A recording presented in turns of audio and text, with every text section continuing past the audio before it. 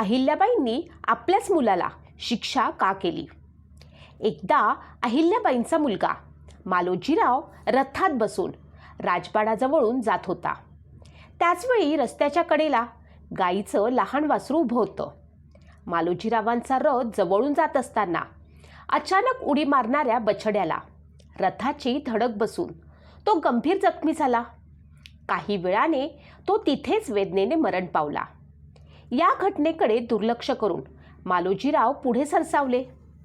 यानंतर गाय तिच्या वासराच्या मृत्यूनंतर तिथेच बसून राहिली. ती तिच्या बछड्याला सोडत नव्हती. काही वेळानं अहिल्याबाई तिथून जात होत्या तेव्हा त्यांना एक गाय तिच्या वासराच्या जवळ बसलेली दिसली. त्या थांबल्या. त्यांनी जेव्हा माहिती काढण्याचा प्रयत्न केला की वासराचा मृत्यू कसा झाला, तेव्हा हे सांगायला कोणी तयार नव्हतं. शेवटी कोणीतरी घाबरून त्यांना या घटनेबद्दल सांगितलं की मालोजीच्या रथाच्या धडकेने वासराचा मृत्यू झाला आहे. ही घटना समजल्यानंतर अहिल्याबाईंनी मालोजींची पत्नी मेनाबाई हिला दरबारात बोलावून विचारलं, जर एखाद्याने आपल्या मुलाला आपल्या आईसमोर मारलं तर त्याला कोणती शिक्षा द्यावी? मेनाबाईंनी लगेच उत्तर दिलं, त्याला मृत्यूदंडाची शिक्षा द्यावी. यानंतर अहिल्याबाईंनी आपला मुलगा मालोजीराव यांचे हातपाय बांधून गाईचे वासरू ज्या प्रकारे मारले गेले त्याच प्रकारे रथाने चिरडून त्यांना मृत्यूदंड देण्याचा आदेश दिला. या आदेशानंतर त्या रथाचा सारथी व्हायला कुणी तयार नव्हतं. त्या रथाचा लगाम कोणी धरत नसताना अहिल्याबाई स्वतः येऊन रथावर बसल्या. ते रथ पुढे सरकावत असताना एक घटना घडली ज्याने सर्वांनाच आश्चर्याचा धक्का बसला. तीच गाय रथासमोर येऊन उभी राहिली होती. अहिल्याबाईंच्या आज्ञेनुसार गाय दूर करण्यात आली तरी ती वारंवार रथासमोर येऊन उभी राहायची. तेव्हा दरबारी मंत्र्यांनी राणीला विनंती केली, या गायीलाही अशी घटना इतर कोणत्याही आईच्या मुलासोबत घडू नये असे वाटते. त्यामुळे ही गायही दया मागत आहे. गाय आपल्या जागेवर राहिली आणि रथ तिथेच अडकला. राजवाड्याजवळ ज्या ठिकाणी ही घटना घडली ती जागा आज सर्वजण आडा बाजार म्हणून ओळखतात. अहिल्याबाई होळकर यांचा जन्म 31 मे इसवी सन 1725 रोजी महाराष्ट्राच्या अहिल्यानगर जिल्ह्यातील जामखेड तालुक्यातील चौंडी मल्हारपीठ या खेड्यामध्ये झाला. त्यांचे वडील मानकोजी शिंदे हे त्या गावचे पाटील होते.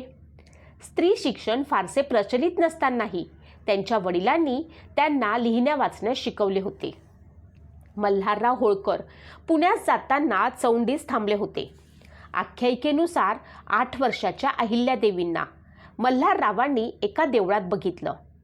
मुलगी आवडल्यामुळे त्यांनी तिला स्वतःचा मुलगा खंडेराव याची वधू म्हणून आणले. मल्हारराव होळकरांच्या त्या सून होत्या. अहिल्यादेवींचे पती खंडेराव होळकर हे इसवी सन 1754 मध्ये कुंभेरच्या लढाईमध्ये धारातीर्थी पडले. त्यांच्या मृत्यूनंतर सासरे मल्हाररावांनी अहिल्याबाईंना सती जाऊ दिलं नाही. 12 वर्षानंतर मल्हारराव होळकर हेही मृत्यू पावले. त्यानंतर अहिल्याबाई मराठा साम्राज्याच्या माळवा प्रांताचा कारभार बघू लागल्या.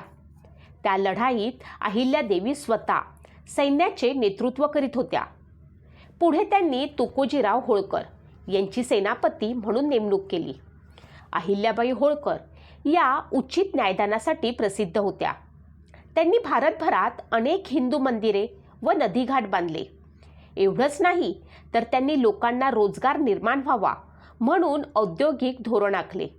प्रसिद्ध हिंदू मंदिरांचा त्यांनी जीर्णोद्धार केला. महेश्वर व इंदूर या गावांना सुंदर बनवले. त्या अनेक देवळांच्या आश्रयदाता होत्या. त्यांनी अनेक तीर्थक्षेत्री धर्मशाळांचे बांधकाम केले. त्यात द्वारका, काशी, उज्जैन, नाशिक, पुरी, जगन्नाथ मंदिर व परळी वैजनाथ यांचा प्रामुख्याने समावेश आहे.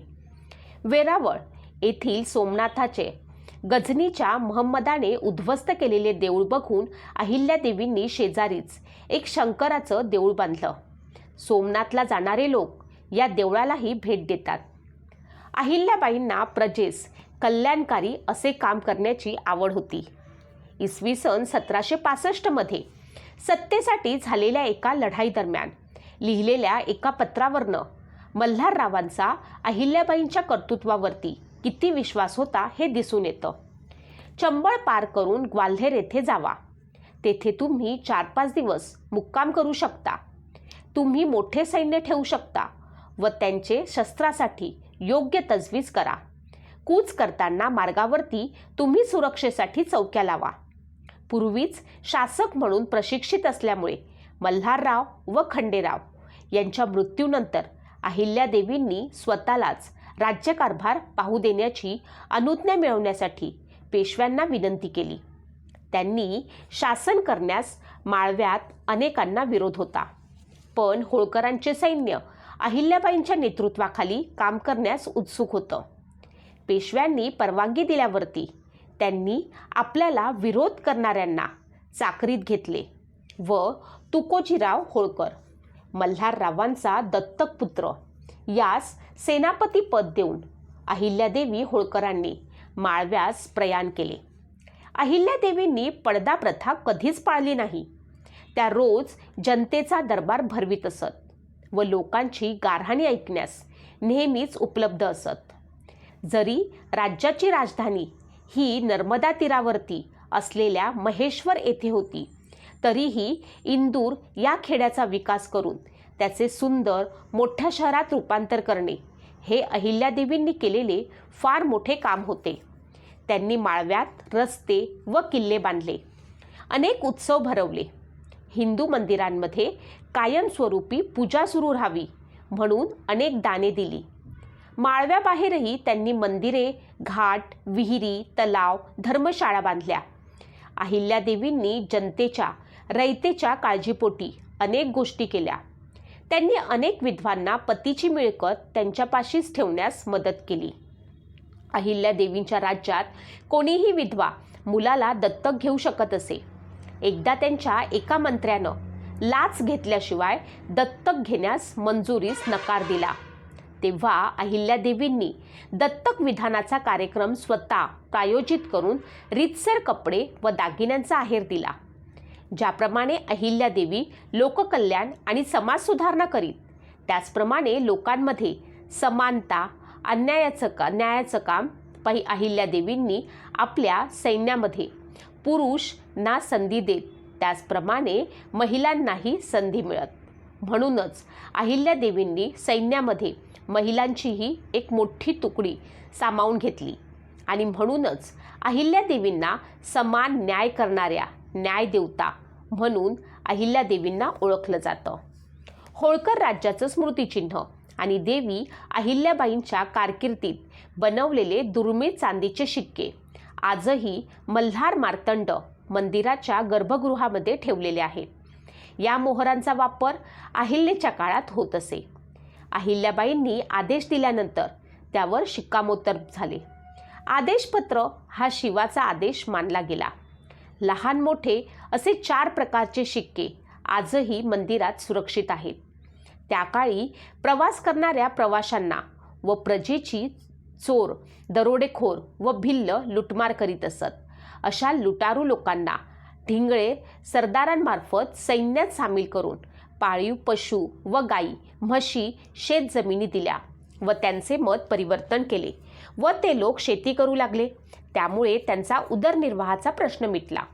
भिल्ल लोकांना भिलकवाडी कर घेण्याची परवानगी दिली.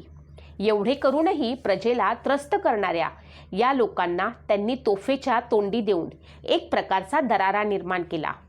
आयुष्यात दुःखाबरोबर अनेक संघर्षांनाही त्यांना तोंड द्यावे लागले. पेशवाईच्या गादीवरती सवाई माधवराव होते. पेशव्यांकडे अहिल्याबाईंना मनाचे स्थान होते. त्यांचा जुना दिवाण गंगाधर चंद्रचूड हा राघोबादादांना जाऊन मिळाला आणि राघोबादादाला इंदूर बळकावण्याचा सल्ला दिला. अहिल्याबाईंनी परिस्थितीला सामोरे जाऊन राघोबादादांची योग्य कानउघाडणी केली. इथून पुढे राघोबादादा अहिल्याबाईंना वचकून राहिले. शिंदे होळकर हा वाद फार जुना, त्यालाही त्यांनी धैर्यानं तोंड दिलं. स्वतः त्या अजातशत्रू होत्या, पण राज्यावर आलेल्या संकटांना त्यांनी चोख उत्तर दिलं. मध्यम उंचीच्या, सावळ्या वर्णाच्या, डोईवरती पदर घेतलेल्या अशा या स्त्रीकडे पाहून भले भले नतमस्तक होत होते.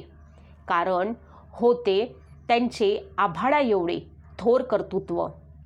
राहणी अतिशय साधी, कायम पांढरी पातळे. दरबारात आसनावरती पांढरी घोंगडी अंथरलेली असे. दिनचर्या ठरलेली: सूर्योदयापूर्वी उठणे, त्यानंतर स्नान आणि पूजा अर्चा, नंतर दानधर्म, दरबारात जाऊन कामकाज पाहणे, संध्याकाळी देवळात जाणे. या दिनचर्येत बहुतेकदा खंड नसे. अहिल्याबाईंना 75 वर्षांचे आयुष्य मिळाले. पण आयुष्यात एकावर एक दुःख पचवत त्या होत्या. त्यात राज्यकर्त्यांची परिस्थिती मोठी विचित्र असते. प्रजेचा विचार करून पोटातले दुःख डोळ्यात किंवा ओठांवरती आणायची परवानगी नसते. शिव उपासक असलेल्या अशा या थोर स्त्रीचं 13 ऑगस्ट 1795ला महेश्वरला वृद्धापकाळानं निधन झालं. नर्मदेच्या तीरावर वसलेल्या महेश्वर किल्ल्यात त्यांनी अखेरचा श्वास घेतला. ज्याप्रमाणे शिवाजी महाराज हे जसे पुरुषांमधले उत्तम राज्य होते, तसेच अहिल्यादेवी ही स्त्रियांमधील उत्तम राज्यकर्ती होती. तिच्या चांगल्या बुद्धीचे, चांगुलपणाचे व गुणांचे उदाहरण देता येऊ शकते. अशी अहिल्यादेवी एक महान स्त्री